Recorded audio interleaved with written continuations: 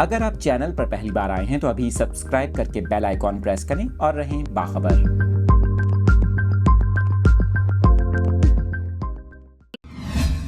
Update کر رہے ہیں اپنے ناظرین کو۔ کراچی والوں کے لیے ایک اور اچھی خبر سامنے آ گئی۔ آپ کو بتائیں، سیکٹری ٹرانسپورٹ سندھ عبدالحلیم شیخ نے کراچی میں پیپلز الیکٹرک بس سروس کے نئے روٹ کا افتتاح کر دیا۔